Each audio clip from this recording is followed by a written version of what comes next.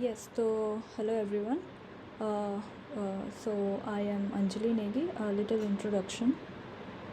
So I am pursuing my PhD in IIT Kanpur in physical chemistry as a theoretical and computational chemist. So today we will see 3 questions on GATE Chemistry 2017 and I will share my window and okay, I'll start playing.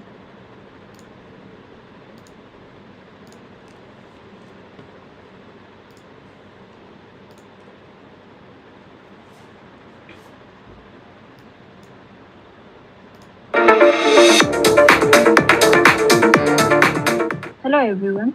In this video, I will be solving GATE 2017 Chemistry question number 38. This question state that if delta naught is the octahedral splitting energy and P is the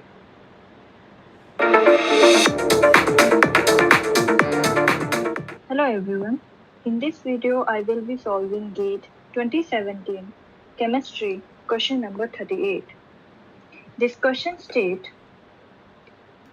that if delta naught is the octahedral splitting energy and P is the electron pairing energy, then the crystal field stabilization energy CFSE of this coordinate complex is. So we have to find out.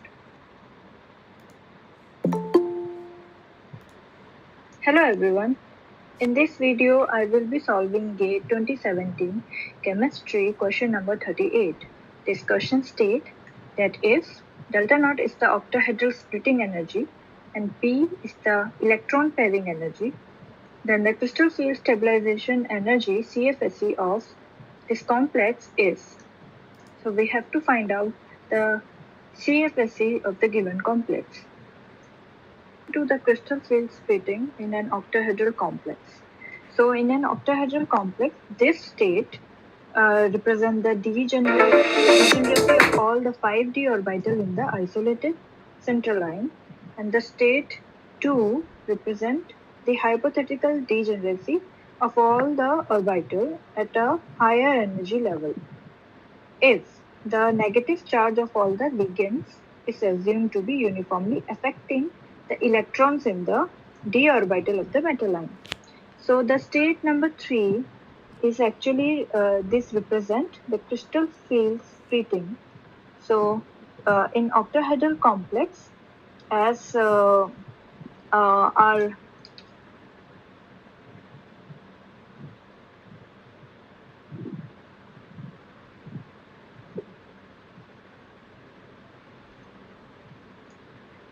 So in an octahedral complex, the coordination number is 6 and the metal ion is at the center and the ligand occupy the 6th corner of the octahedron. Okay, so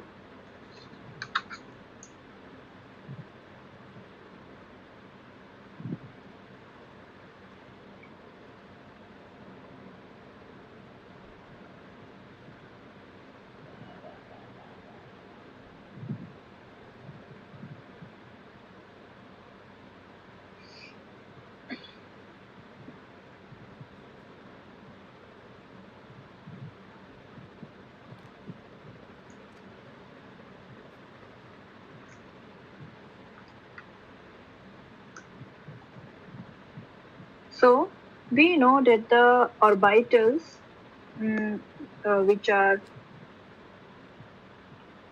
dx square minus y square and dz square are oriented along the axis and the other orbital remain in between the axes which are dxy, dyz and dzx. So in case of octahedral complex, these two orbitals are designated as EG. So in octahedral complex, these two orbitals are designated as EG, and the other three are T2G. Okay.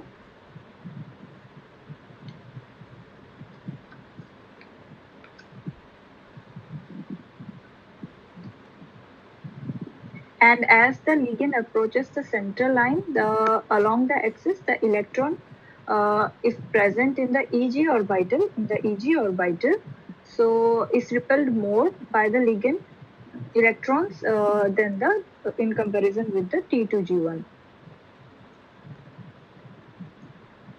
Hence, we see that the energy of the dz square and dx square minus y square, these orbital, is much more in comparison to the dxy, dyz, and dzx orbitals. Okay.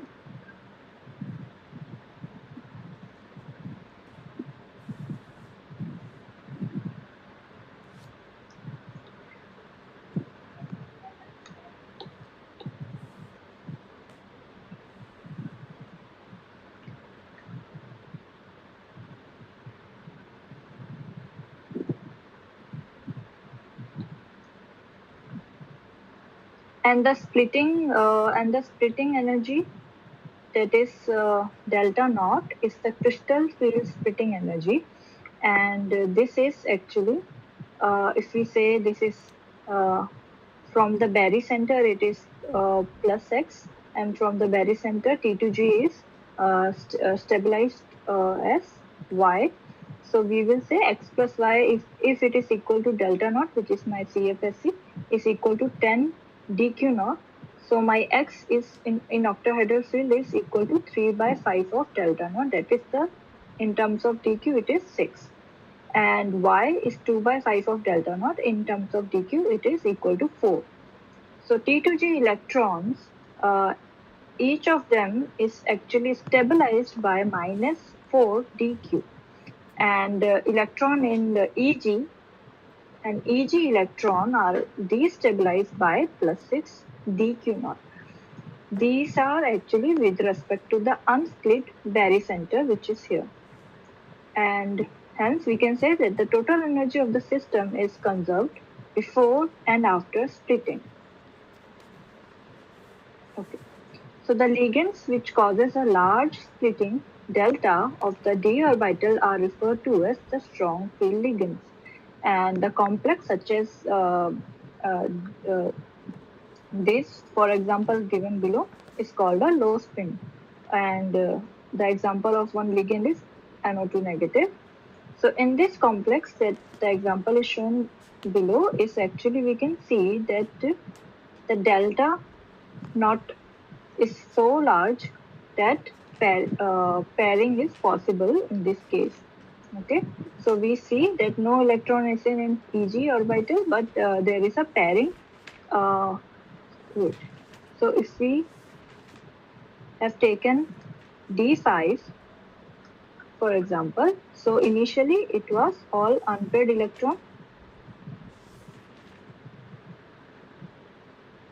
Okay, and after the strong field ligand it experience octahedral splitting, where the delta naught value is very large, the CFSE is very large. So pairing take place, and this complex looks something like this. Now, the ligands, for example, iodine I negative and Br negative, which causes a small splitting delta of the d orbital, are referred to as a weak field ligand, and and the complexes are known as high spin complex, which are formed. So this is the example of a high spin complex for a D5 electron system, electronic configuration. So we get delta naught is very small, so no pairing take place in this. So in high spin complex, always remember that pairing doesn't take place. Okay, so in general, this is a crystal field splitting energy increase as the ligand varies in the following order. So in the following order, if we go from left to right, we see that there are there is an increased value of the delta. So there is a higher splitting, and so I can say that CN negative is a strong field ligand, causing a higher delta naught value. Okay. Now let's solve our question. So our question is that yes. So my question was to solve the to find out the CFSE of the given complex. So for the given complex, my cobalt is in 2 plus oxidation state, where I can write the electronic configuration as this, which is 3d7. So 3d7, before I fill up the electrons in the T2g and Eg orbital of the of my complex, I should first note 2 points. The first one is that ammonia is actually considered as a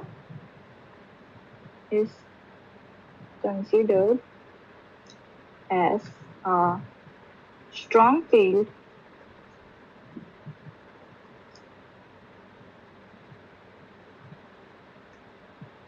but in case of cobalt 2 plus, we see it,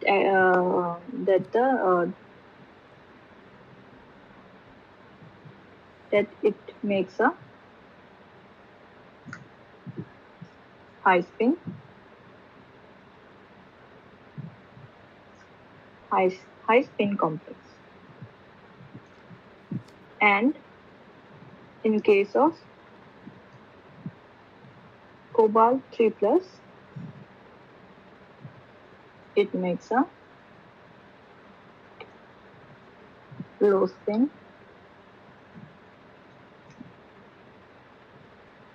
complex.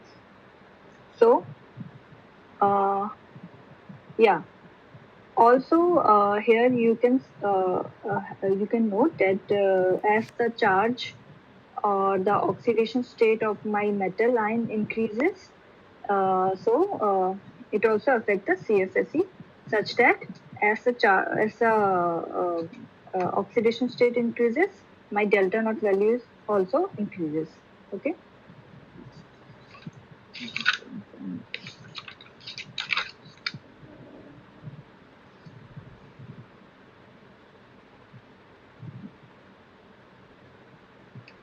What in high spin, because my so when we fill this, my complex is in high spin, because my oxidation state of my cobalt is 2 plus. So this will be 1, 2, 3, okay, 4, 5, 6, 7, and this was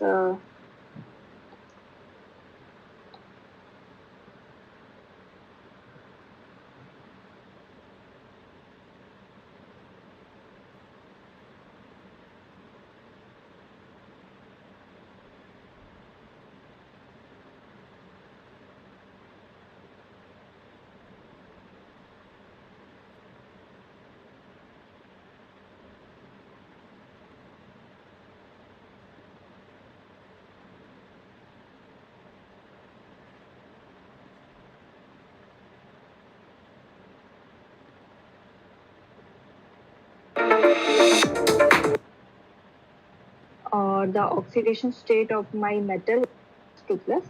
So this will be 1, 1, 2, 3. So we note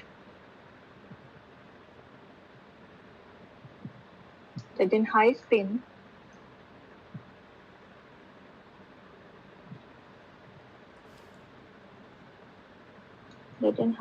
complex, no pairing energy is there, okay, because no pairing is taking place besides the one which are already paired. So the CFSE of cobalt 2 complex which is given will be So there are total 5 into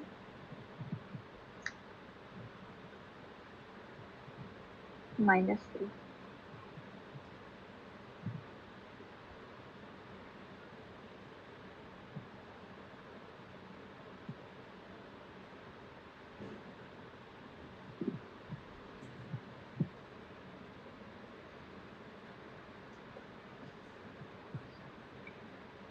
Naught plus there are 2 electrons, so 2 into 0.6 delta naught, giving me the value of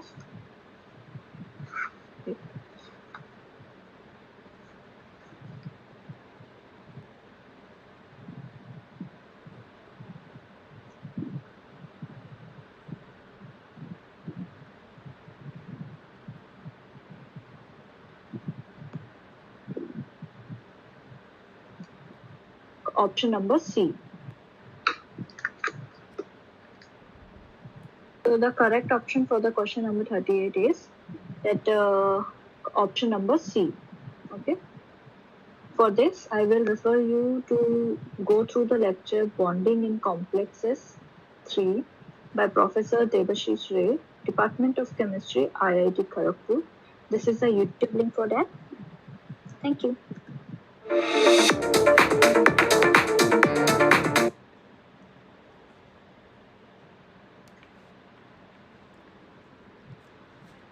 So if you have Yeah, any hello doubt- everyone.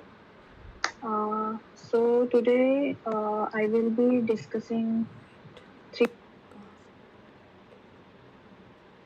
You have any doubts?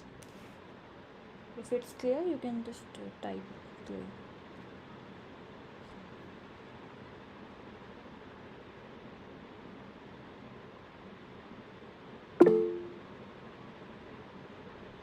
Okay.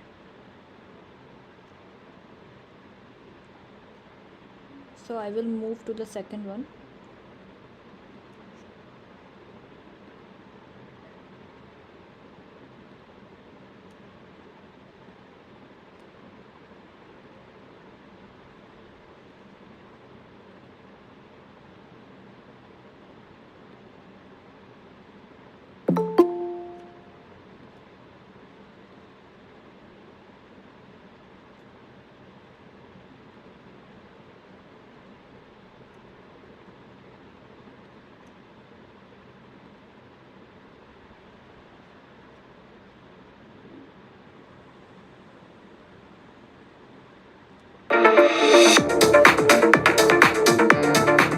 Hello everyone. In this video, I will be solving GATE 2017 chemistry question number 10. This question states that the complex vanadium oxide, chromium oxide, and manganese oxide ion exhibit intense ligand to metal charge transfer transition. The wavelength of this transition follows the order. So we are given that these exhibit ligand to metal charge transfer, and we have to find out the order of the wavelength of the transition. So before that, let's move into some basic. So the charge transfer transition denoted as CT. So the question is that why is it that some transition metal complex are intensely colored in solution but possesses no d electron. So we know that there is a possibility of dd transition and it shows color in the complex. So if there is no electron in the d orbital of the metal, then what is the reason for the color, intense color for a metal complex? For example, KMnO4, where manganese has oxidation of +7 and with the electronic configuration of 3d0, so there is no electron in the d orbital. So it declined the fact of dd transition happening here. But instead of that, it still shows a intense color, KMnO4, like purple. So there are things that we have to note here, that the vacant metal d orbital is a very good acceptor here and can accept the electronic charge density from the ligand system or any oxide system, correct? Because there is because my d orbital is empty here. In transition metal complexes, change in electron distribution between the metal and a ligand give rise to the charge transfer CT bands. Okay, and this CT absorption these lie in the UV regions and are intense and they where the selection rules are actually allowed. So these have a silent value of up to 50,000 or greater. Okay.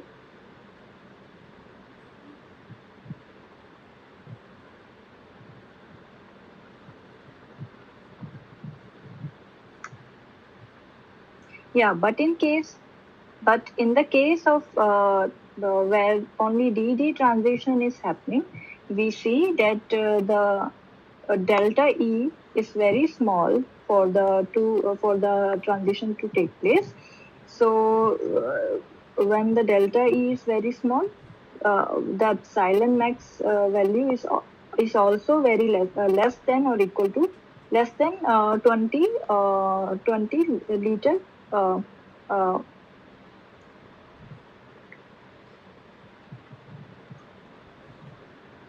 this is also less than 20 liter molar inverse centimeter inverse. So this gives me the points where for good detection, I should actually take a very high concentration solution for this, with or even a higher path length of the cell. Also, this DD transition shows a very less intense color because of the selection rule forbidden DD transition. This result in a weak absorption. However, in the case of the CT transition, we detect it is very detectable in a low concentration of the analyte also, uh, following the law of Beers-Lambert law, where absorbance is equal to silent, B is the path length, which is generally 1 centimeter, and C is the concentration. So in the case of CT transition, it is possible to detect even the low concentration because of the epsilon value, which is Emax, is very high, that is up to 35,000.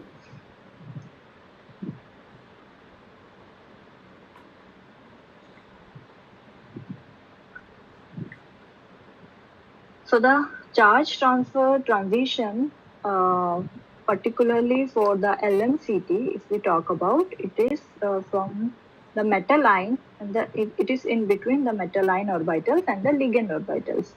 So the metal ion, when it is in highly oxidizing state and my ligand is in reducing state, then this case will be referred to as ligand to metal charge transfer. And the example for that, as we have discussed, KMNO4, where my O2 negative is highly reducible, and the intensity of the color is due to the fact that there is a high probability of these transitions taking place. And the example are mercury I2, which is brick red in color, and CrO4 2 negative, which is yellow in color. And the charge transfer transition, the CT transition, are actually classified into metal to ligand charge transfer, so MLCT, or ligand to metal charge transfer, or LMCT. There are other two categories also where there is two oxidation state of metal is present. So it will be a metal to metal orbital, and if there is state of ligand is present, then it will be a ligand to ligand. But here we will focus on the LMCT first. So The ligand have actually the sigma antibonding, pi antibonding type of orbital, also non-bonding orbital, molecular orbital. So if the ligand molecular orbital are full, so the charge transfer may occur. So the charge transfer may occur from the ligand molecular orbital to the empty or partially filled metal d orbital. And for some example I have given here. So for LMCT, very common for coordination compound having pi acceptor ligands. So these are the example of pi acceptor ligands.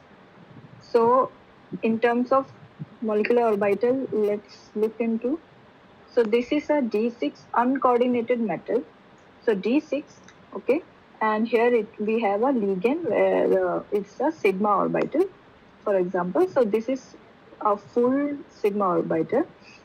So in octahedral complex, my molecular orbital of the given complex will look like this, where the splitting of degenerate d orbital take place as in octahedral field, following with splitting in T2G and EG orbitals respectively, and then the charge transfer LMCT will take place from sigma orbital here to the one which is empty.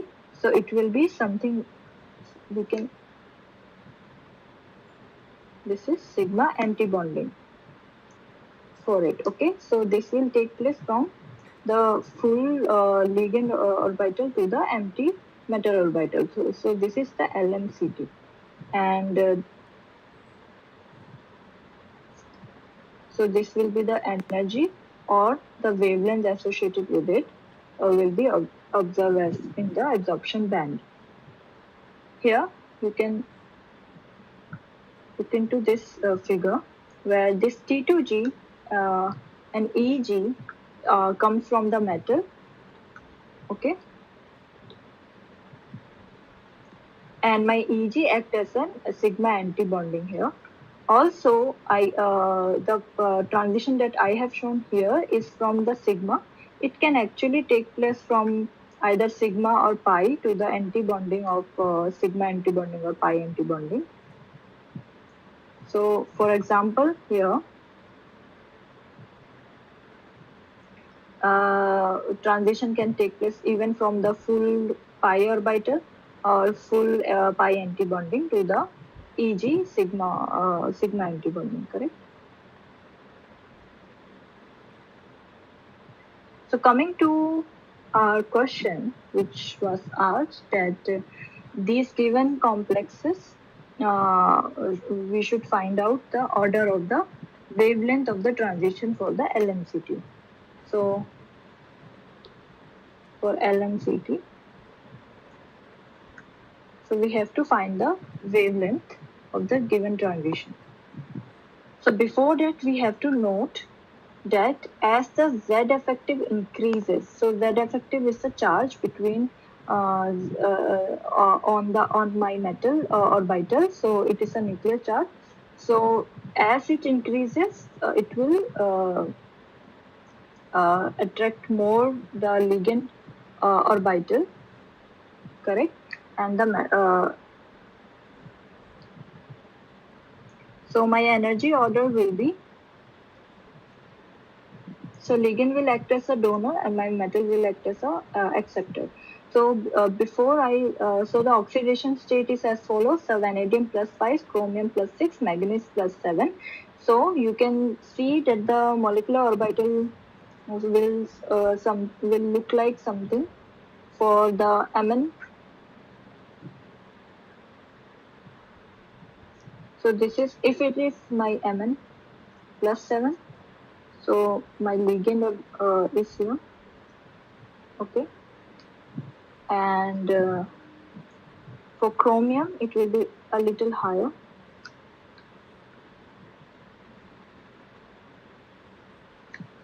and for vanadium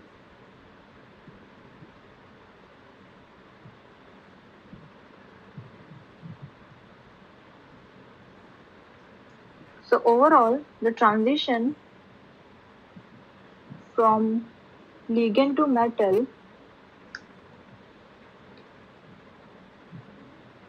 the energy order will be, so the energy order will be highest in vanadium, and then chromium, and then manganese. So this will be the energy order is, okay. And as we know, my energy is inversely proportional to wavelength, so the order get reversed in the case of wavelength. So my wavelength order will be this. So the correct option for the given question is option number C. Okay, and I will refer you to go through the lecture Charge Transfer by Professor Debashish Ray, Department of Chemistry, IIT Kharagpur. This is the link is attached. Thank you.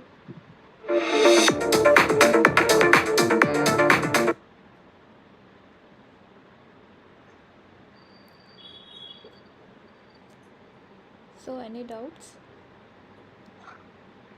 Hello everyone, good evening. Hello, एक बार जरा बताना आपको आवाज आ रही है? क्या सभी को आवाज आ रही है? क्लियर स्क्रीन दिखाई दे रही है? Yes ma'am. Welcome to one stop नी, दिस इज श्रुति मैम और आज हम शुरू कर रहे हैं क्लास 11th का second unit morphology of flowering. Oh sorry, that was not me actually. One video started playing.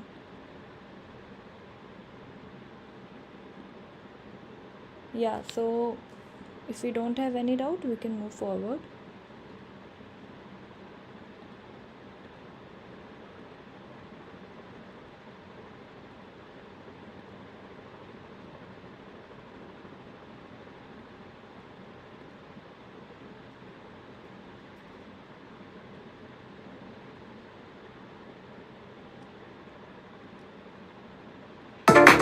Hello everyone.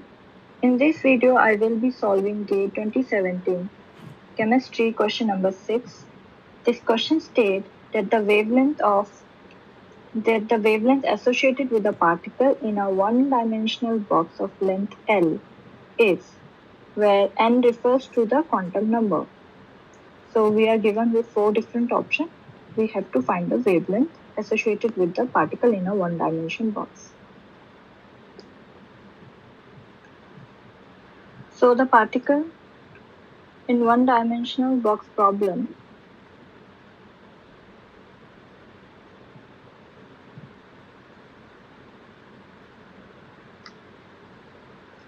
mathematically we can define it as a particle is bound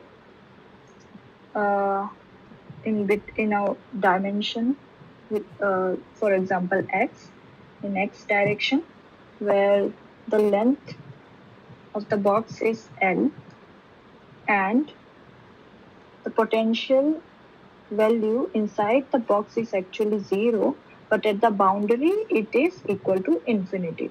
So my particle can only be find in between in between x greater than 0 and less than L. And the Schrodinger equation, the time-independent Schrodinger equation for the particle of mass m moving in one direction with the energy capital E, we can write it as minus h square upon 2m. Okay, so this will be d2 psi x by dx square plus Vh psi x equal to E psi x, correct? Here my h bar is a reduced Planck constant, where the value for this is equal to h upon 2 pi, and my m is the mass of the particle.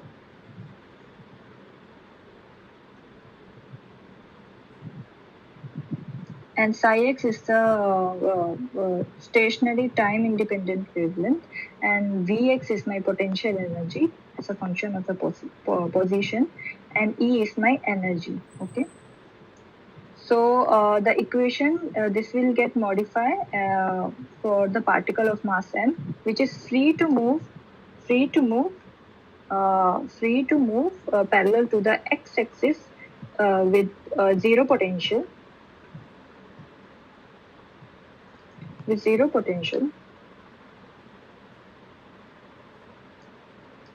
Okay, resulting in a quantum mechanical description of free motion in one dimension. Okay, so this will be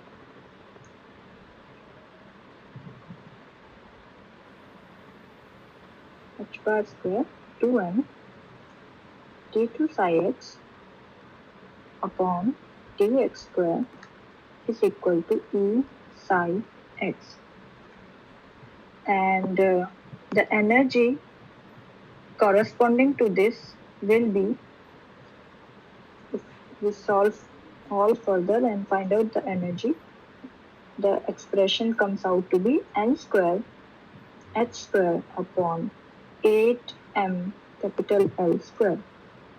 Here, this is the corresponding energy equation for particle in one dimension box of length capital L. Okay. So from here, if I solve my question, so I can also write my energy as P square upon 2m.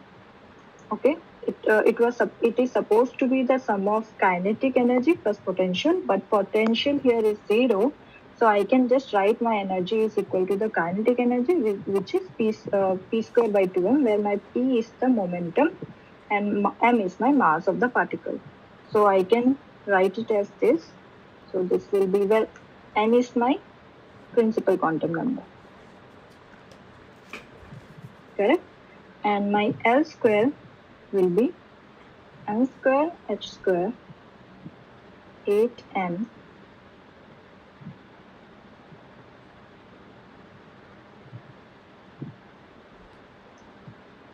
so this will give me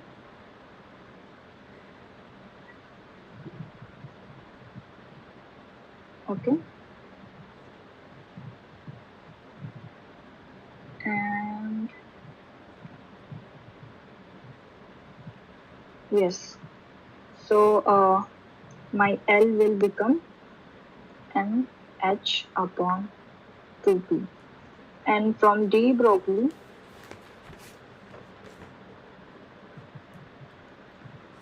we know that lambda is equal to h upon p. This is the de Broglie wavelength, correct? So my L will become n upon 2 lambda. Okay, and what I have to find out, I have to find the lambda value. So it will be 2 upon n multiplied by L. So this is the solution. Yes. So the wavelength associated with the particle in one-dimensional box of length capital L, where n is my quantum number, the correct option is 2 into L upon m. So this is the correct option. I highly recommend you to go through the NPTEL reference Schrodinger equation particle in a one-dimensional box part 1 by Professor Mangala Sundar Krishnan, Department of Chemistry, IIT Madras. There is that link.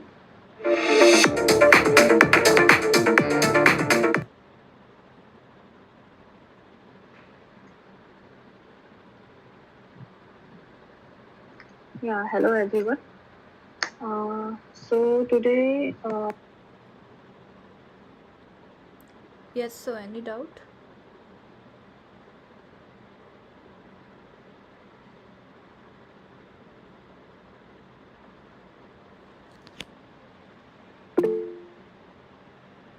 Okay.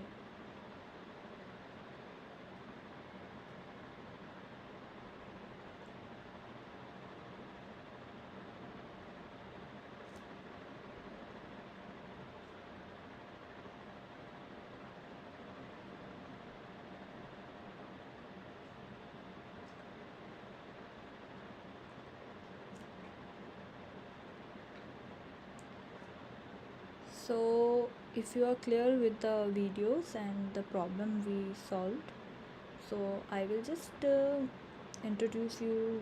uh, this you might have already studied, but so to start with the one which I have said earlier, that I will give you some tutorial about the HCP CCP. So first of all, we need to know what are the how the voids are formed. So the voids that you have studied must be many types. So the one which you are seeing in your figure, like here, this one is what kind of void it is, if anyone can say. Tetrahedral void. For tetrahedral there should be 4 atoms touching each other, but it is only 3 atoms. So the circle represent atoms, so it should be the basic one, I mean triangular void. Okay, so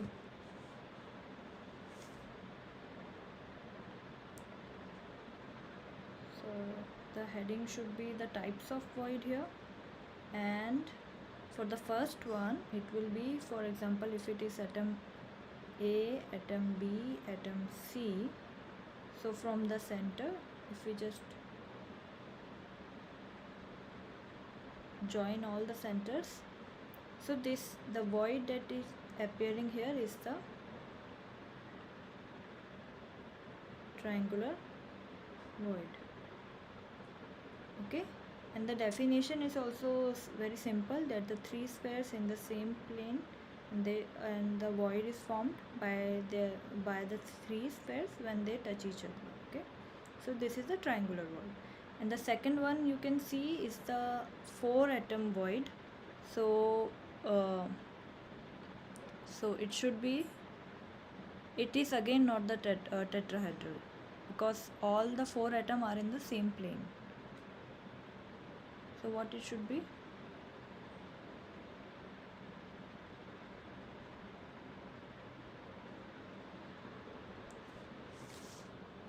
This is the square plane.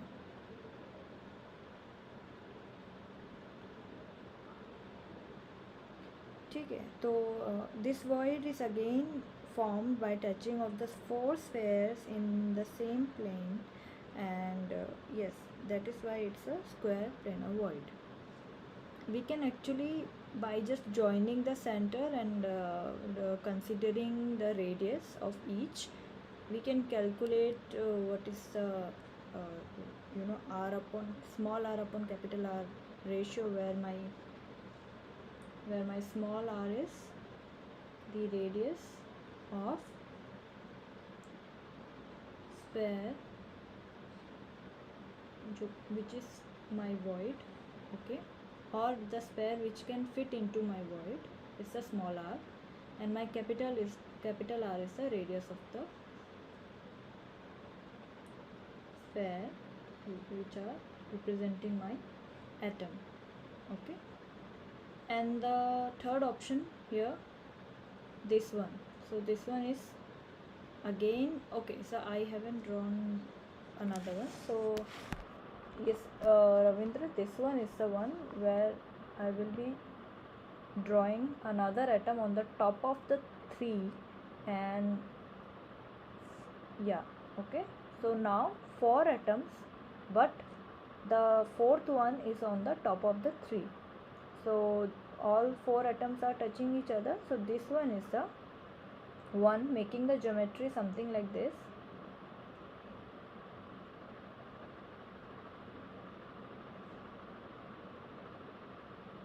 So these dots are in the same plane and the other one is on the top of them. So this is forming as a tetrahedral void. Okay.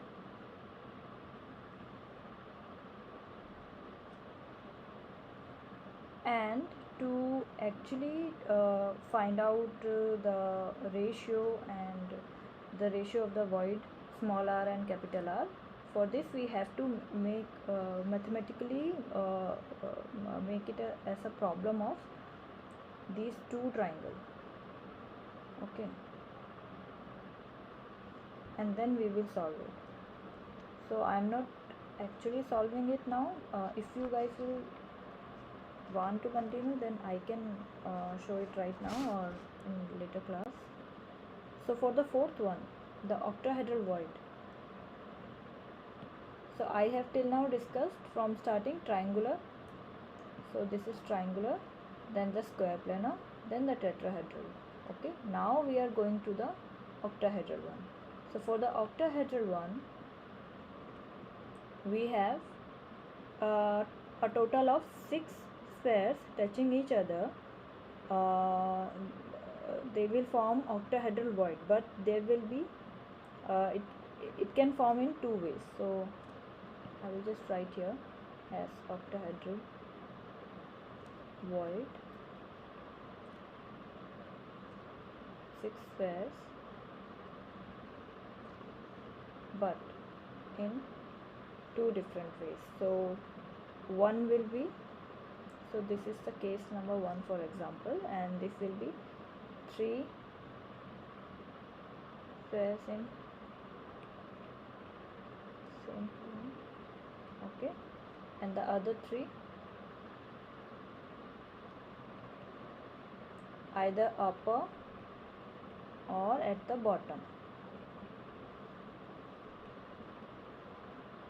Correct. So now the one I have drawn, I can just draw it in reverse. For example, like this triangle pointing there, so that the center of each sphere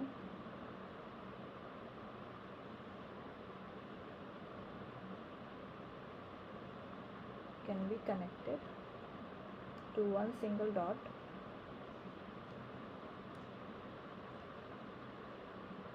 and this will be my octahedral void. So in close, if I just put it here, it will be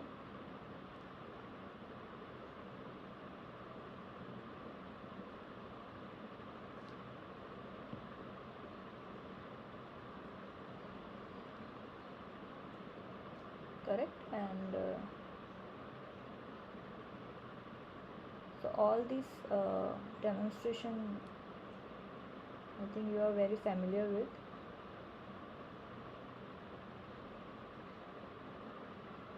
But still we get very weak memory, so we forget it a little.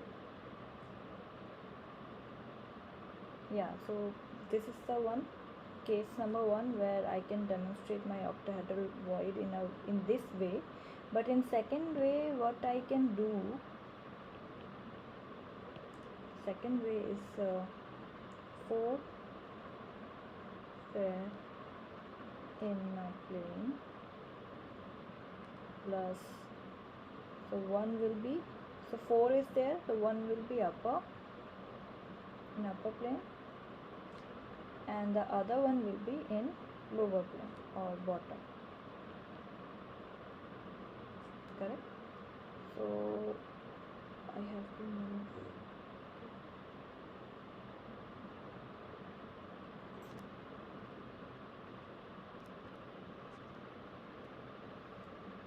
so yes, so it will be something, so 4 plane 1 2 3 and 4. So just consider all the sphere of same dimension. I mean, not the 2 are bigger or 2 are smaller. So yes, this will be just above and the other one will be just below, such that their center will be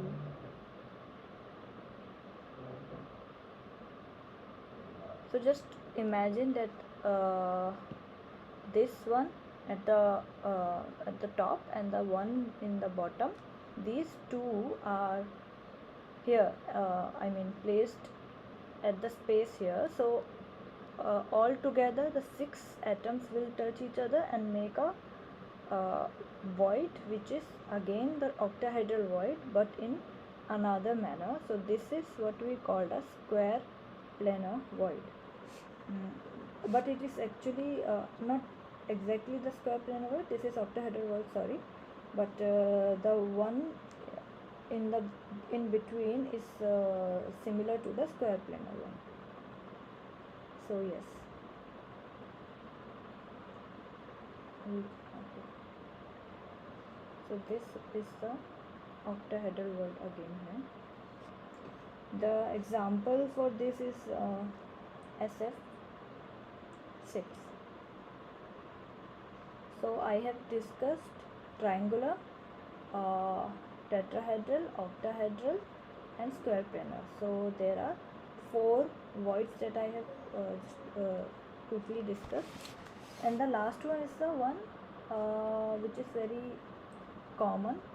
I mean, not very common, but it's not a good type of packing, because the packing fraction is it's not that much great. So yeah, so cubical void. So the another one is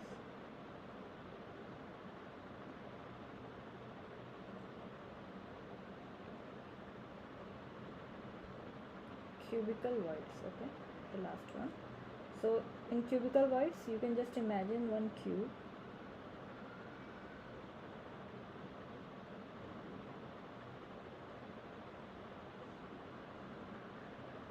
Okay, and all the atom or squares or molecule are at the corner of the cube.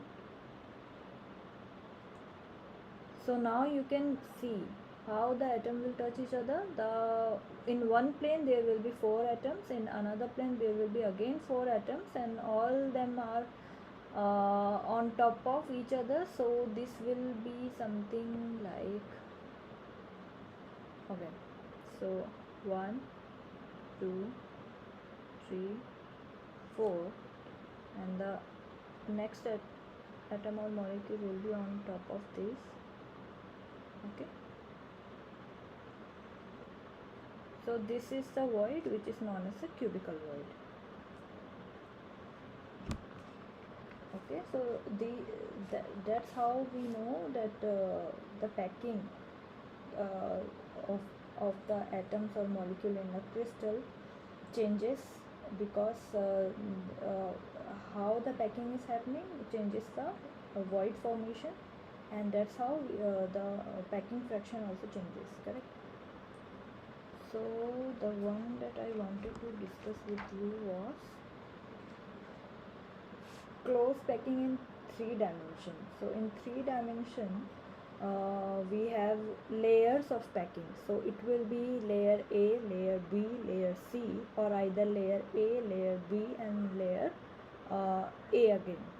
Okay, so when we are talking about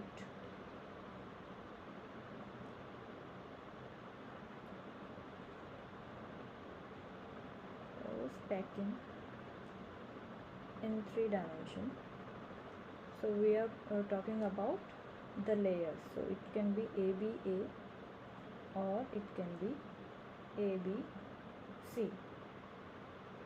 Okay, so I think we should continue it in another class if you are okay, because this is something which I am just I have just wanted to make another effort. So if you guys are, you can give me the feedback. So yes.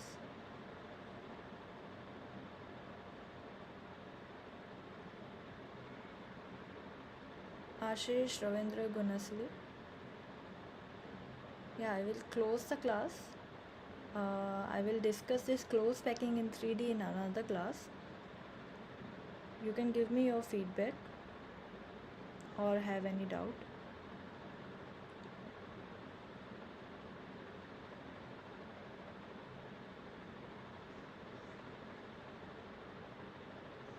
Okay.